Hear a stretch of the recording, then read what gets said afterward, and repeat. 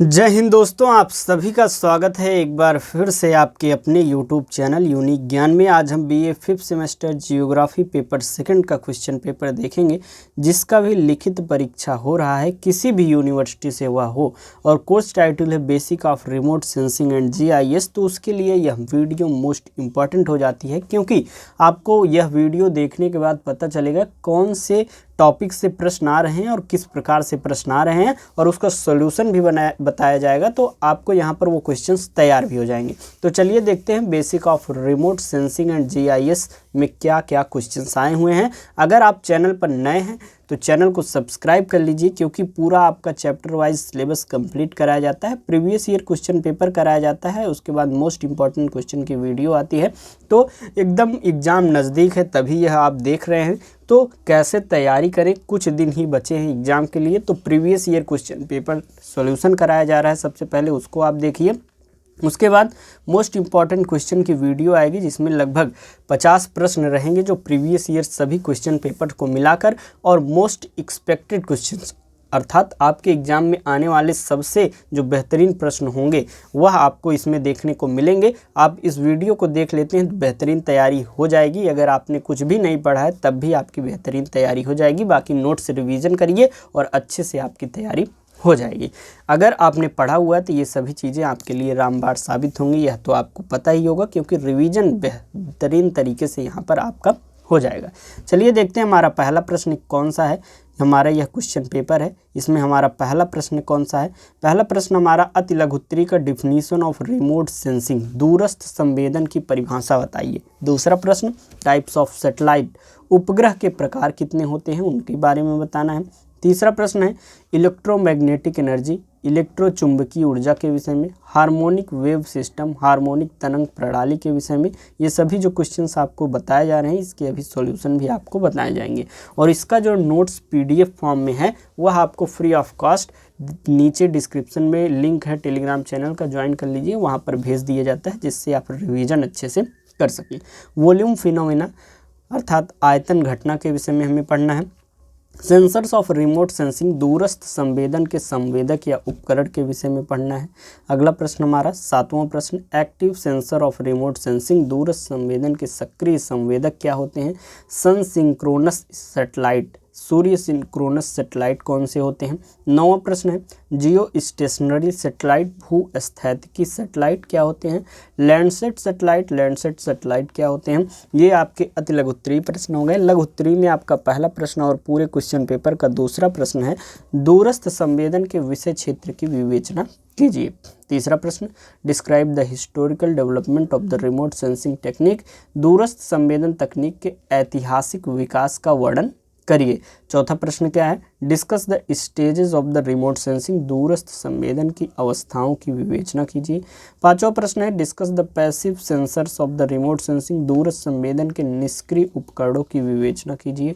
छठा प्रश्न है describe remote sensing data processing technique, दूरस्थ संवेदन के आंकड़ा परिष्करण तकनीक का वर्णन कीजिए। सातवां प्रश्न आपका क्या है discuss the significance of the remote sensing application in the urban planning, नगर नियोजन में दूरस्थ संवेदन अनुप्रयोग के महत्व की विवेचना कीजिए। आठवां प्रश्न explain the concept of the history of GIS, भौगोलिक सूचना तंत्र की संकल्पना एवं इतिहास की व्याख्या कीजिए। नौवां प्रश्न discuss the coordinate system in remote sensing, दूरस्थ संवेदन में निर्देशांक प्रणाली की विवेचना कीजिए। ये आपका नौवां प्रश्न हो गया। अगला हमारा है दीर्घ उत्तरीय प्रश्न। दीर्घ उत्तरीय में हमारा पहला प्रश्न और पूरे क्वेश्चन का पेपर का आपका 10वां प्रश्न है right an essay on electromagnetic radiation and it's characteristics, विद्युत चुंबकीय विकिरण एवं उसकी विशेषताओं पर एक निबंध लिखिए। 11वां प्रश्न है discuss spatial and temporal resolution in remote sensing technique, दूरस्थ संवेदन तकनीक में स्थानिक और कालिक रिजोल्यूशन की विवेचना हमें करना है। 12वां प्रश्न explain the application of the remote sensing in land use mapping, भूमि उपयोग मानचित्रण में दूरस्थ संवेदन के अनुप्रयोग की व्याख्या कीजिए।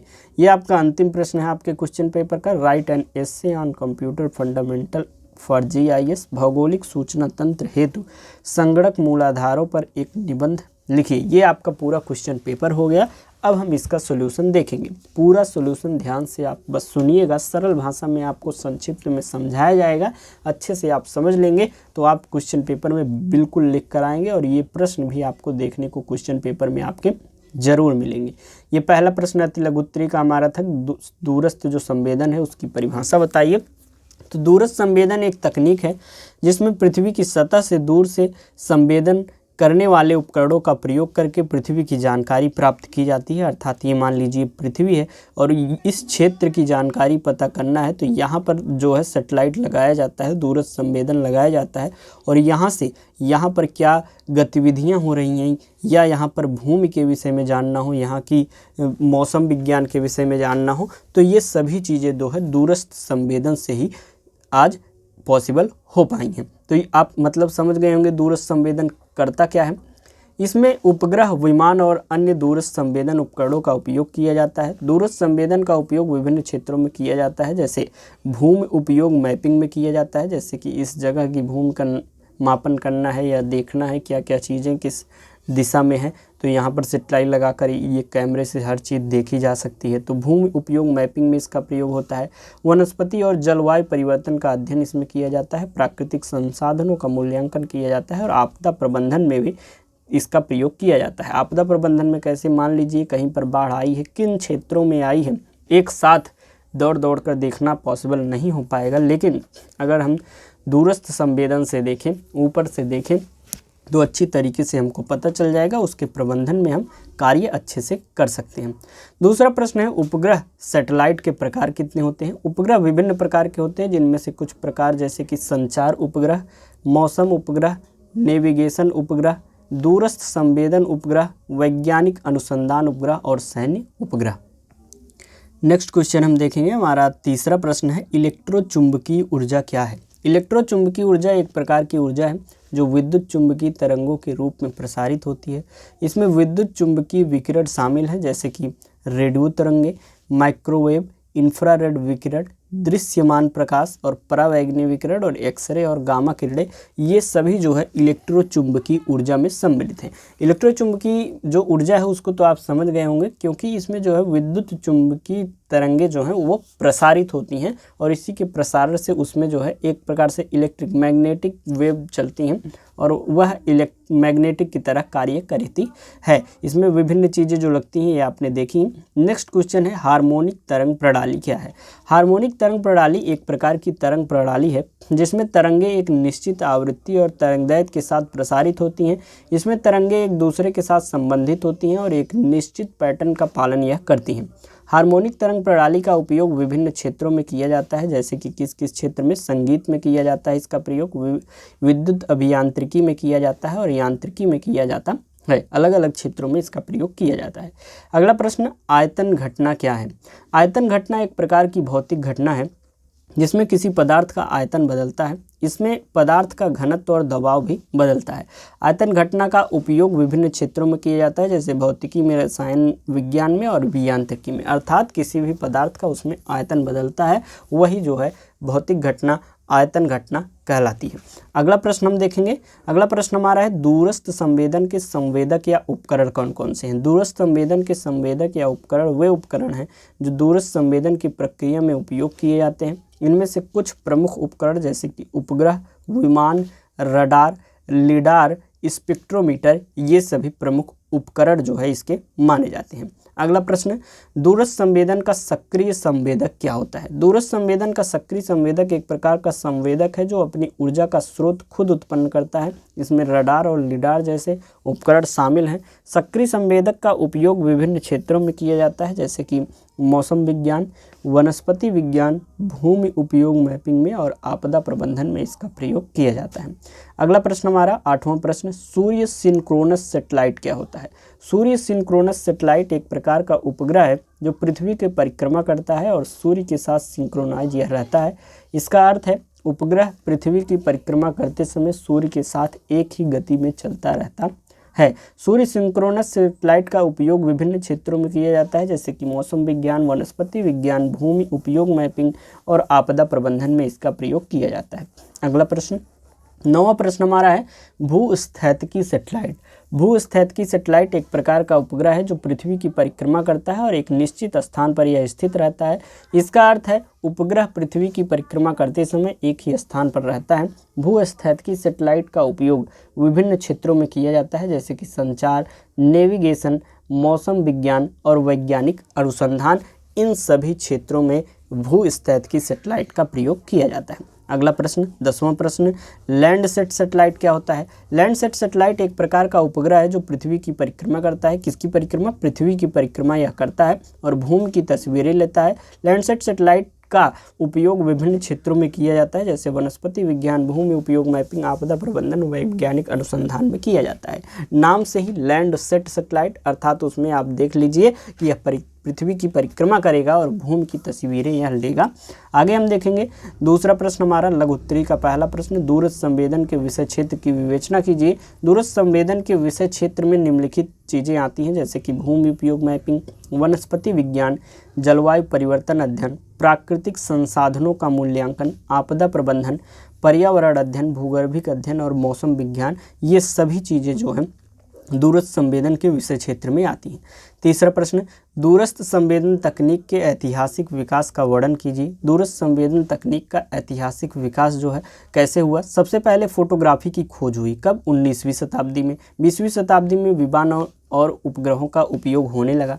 1960 के दशक की बात करें तो पहले उपग्रहों का प्रक्षेपण हुआ। आपको संक्षिप्त में ये चीज़ें बता दी जा रही हैं कि किस शताब्दी में किस दशक में क्या चीज़ों की खोज हुई और कैसे कैसे इसका विकास हुआ।